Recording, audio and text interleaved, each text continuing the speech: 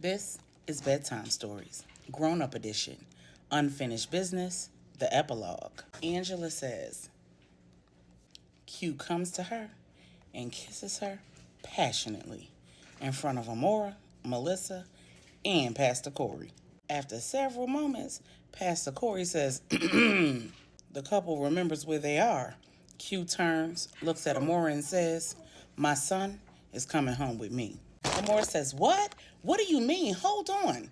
Q grabs Angela and Melissa's hands and heads out of the pastor's office. The pastor says, Michelle, you've got bigger fish to fry. You and I need to talk about your involvement with Captain Arrington. In the group room, the whole family has reassembled. When Angela spotted Melissa, she sent a group text letting them know that Melissa was safe. When Q, Angela, and Melissa walked into the room, Michael was sitting with the Queen Mother and Pops Andy, and when he looked up and he and Q locked eyes, it was magical. Michael said, are you my dad? Q said, that I am, little man. Michael said, what's your name? Q told him, and then he asked him, what's yours? Michael said, Donovan Michael Thomas. And the whole room said, oh my God. Q just shook his head and said, don't worry, son. We'll fix that. Everyone, except LJ, headed back to Angela's estate, and LJ hung around to help the pastor convince Amora that she needed to head over to the FBI field office and have a conversation. At Angela's, Miss Bernie takes all of the children into the playroom so that the adults can talk. Angela says to Q, babe, you can't keep him from his mother. You're gonna have to take him home. Q says, I'm his father, and wherever I go, he's going. Angela says, but you gotta move slow, babe. You have to take your time and get to know him. Q cut her off and said, I don't have time. I've missed 8 years of his life. You don't understand. I've already lost one child. I just found him. I'm not gonna take the risk that Amora's gonna get in the wind with my son, and then I'm not gonna see him for another 8 years. Angela said, babe, I know what it's like to have a child taken from you. You cannot take her baby away from her. Let's think this through. The Queen Mother said, Angela's right, son. There are ways to do this to ensure that you both have access to your son. Regina said, I vote we kill her and eliminate her altogether. Angela says, Gigi, please. Q said, I second that emotion. Pops Andy said, son, there's a way to do everything, but you need to start with getting your name on that boy's birth certificate and getting his last name changed. Angela added, yes, and getting access to his medical and school records. And Regina added, and making sure that your name is added to all of those files. And we have a soror right here in Dallas who's a family law attorney who can help you draw up a court order that will prevent her from leaving the town.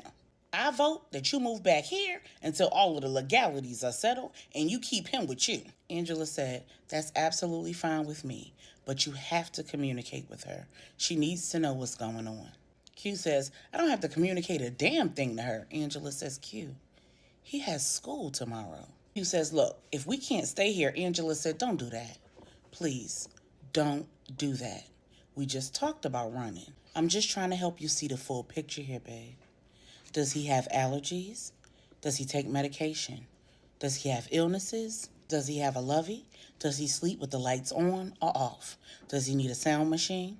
What's his teacher's name? Does he have doctor's appointments coming up? These are all things you need to know. You're gonna have to communicate with her. At that moment, LJ walked in. He took Q to the side and updated him on what happened in the field office. Listen, man, she's way more connected to this mess than she admitted.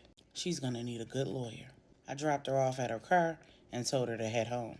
I told her I would talk to you about taking Michael home. Q said, I'm not doing that. LJ said, listen, man, the FBI have told her not to leave town. If she does, they're putting a warrant out for her arrest. If you're not taking him home, at least get him comfortable here and then go by the house and talk to her. We need a plan to keep your son safe. Q made a Target run, came back with pajamas for Michael, and together, he and Angela put all the children to bed. Then Q heads to Amora's. When he gets there, he won't come any further than the foyer. He tells her, listen, I have a brand new house being built in Dallas. It's going to be done in less than 2 months. As soon as Angela and I furnish it, I'm moving in. I'm willing to share custody with you. 1 week on, 1 week off. But until then, I'll pick Michael up from Children's Church on Wednesday after Bible study and drop him off at 11 a.m. service on Sunday. Amora says, where is he? Q said, slow your roll. He ain't coming back here tonight. On the days when he's with you, if you have an emergency or he needs anything, you call the Queen Mother. Don't call me. Call in to work tomorrow. We got some business to handle. Once it's handled, I'll bring him home. Amor said, but he has school. I don't understand what's going on. Where's he gonna be? Q said, meet me at his school in the morning. Bring everything you need to get my name added to the birth certificate and his name changed. Whatever you need to get me added to his medical and school records. And once I have a copy of his educational and medical records from birth till now, and we have a signed, notarized agreement on file at the family court, I'll bring him home. Go pack him a bag. If he has medicine he needs to take, make sure it's in there. Write down any allergies, his doctor's names, phone numbers, the name of the school, the teacher's name, and how to contact anybody who needs to be contacted. Amor says, but when are you bringing my baby home? Q said, that depends on how long you make this take. Amor says, I'll get it done as soon as possible. But how do you plan to get him to and from school every day when you live in Fort Worth? Q says, when I have him, I'll be in Dallas. Amor says, where? At Angela's house? Q says, don't question me, Amor. Amor says, about my son? Oh, I'm absolutely going to question you. I know good and darn well you're not shacking with Angela. You wouldn't move in with me, but you want me to be okay with my son staying with you at her house? I don't want him staying at her house. I don't even want him around her. You said you don't get to dictate where I stay, who I stay with, or where I take our son. You're not in control here. Now, if you want to share custody, you'll get with the program. Otherwise, I'll let the judge know about your Fed problem. I'm sure it won't take much for me to get full custody.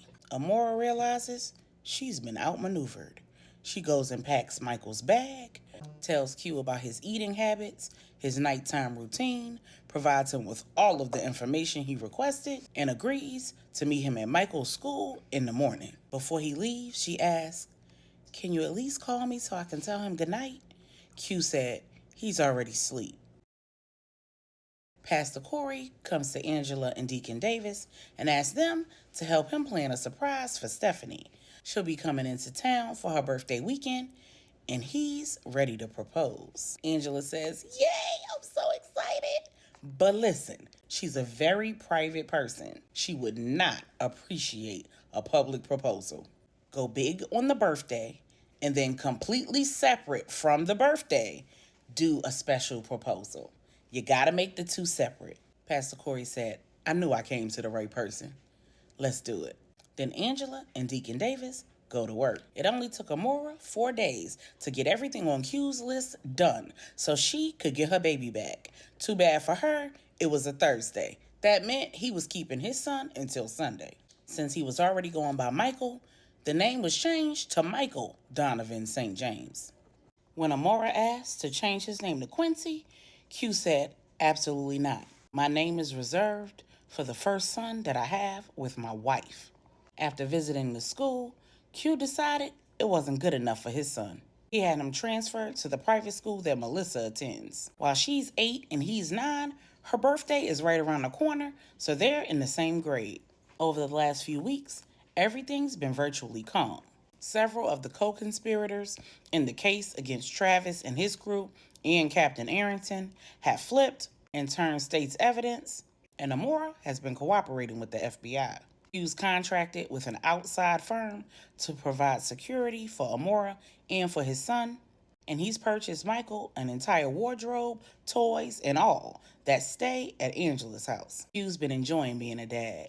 He's been doing activities with his son, helping him with his homework, shuttling him back and forth to school, while also getting back into his routine of working at Tico and running his firm. He's been spending one-on-one time with Michael and spending time with all of the kids together, and making sure that Michael feels ingratiated in the St. James family. The Queen Mother is overjoyed to have a biological grandson, and from the way she sees it, Angel and Melissa are hers too.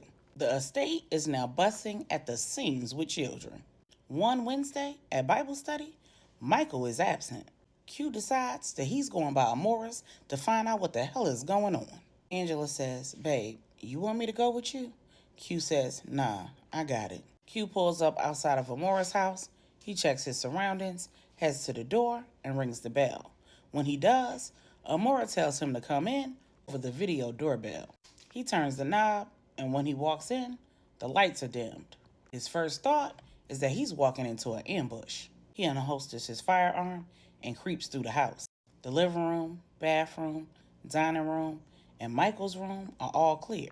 When he gets to the master bedroom, Amora is inside in her birthday suit. In her hand is a glass of bourbon. Neat. Q holsters his gun, flips the light switch on, and says, "Put your damn clothes on. Where's my son?" Amora says, "Q, this is ridiculous. This has been going on too long. Now, I've put up with it over the last few weeks, but at some point, we're going to have to face the music." Q says, "No, you're going to have to face the music. I got a woman. I'm not interested. Where's my son?" Amora says, "What you want with a woman who can't have kids and still holding on to the embryos she made with her dead husband?" Q said, "Oh, so you a stalker now. Put your clothes on or don't. I really don't care, because I'm not moved. You ain't got nothing I want. Where's my son?" Amora says, "Oh, you being loyal to her? But I just saw her out on a date with Deacon Davis yesterday. Word on the street is you got some competition. Again." Q said, "Listen, Amora, I'm not interested in that alcohol in your hand, and I'm not interested in you. No matter what happens with me and Angela, that's not going to change. You need to focus all of your attention on staying out of jail and keeping yourself and my son safe. You're not doing that playing these games. Now I'm going to ask you one more time where my son is, and then I'm going to drag you outside butt naked and let your neighbors see what kind of games you playing. You want to try that?" Amora says, "Fine, Q. He's next door with my neighbor, playing with her son." Q turns his back on her and starts heading to the door, and when he gets out in the hallway, he sees Angela standing there. She walks past Q, and when Amora follows him into the hall, she knocks the Mario coins out her behind. She hits Amora so hard that she goes flying into the wall. Q turns around and grabs Angela. Amora jumps up and runs at them, knocking both of them down. She starts wailing on Q and Angela. Angela somehow slips up under Q's arm, jumps up, hits Amora with a two-piece, a left hook, and an uppercut. Then she snatches Amora by her ear, slams her into the wall, throws her on the floor, and commences to stomp her. When Q tries to get up to grab Angela, Angela stops beating the snot out of Amora and pushes Q back down so he can't stop her, and roundhouse kicks Amora in the face, knocking her unconscious. When Q finally gets a hold of Angela and drags her out of Amora's house, putting her in her car, giving her a kiss, and telling her to go home, he is in shock. When he walks back in Amora's house to see if she's okay, he finds her in there with a busted lip and a tinted window. I just on swole. She got a few missing patches of hair on her head, and she is pissed off. Amora said, "How you gonna let her come in my house and assault me? I am the mother of your child." Q said, "Why you thought you could pull them hood rat baby mama games though? You should know that everybody saved ain't soft." Then he walked out and went next door to get his son. Inside Amora's house, she was pissed. She jumped up, threw on some clothes, grabbed her gun and her purse, ran out to her car. Her plan was to follow Q to Angela's house. Q came out of the neighbor's house with Michael, got into the car, and drove off. And as soon as Amora started hers, boom, her car went up in flames.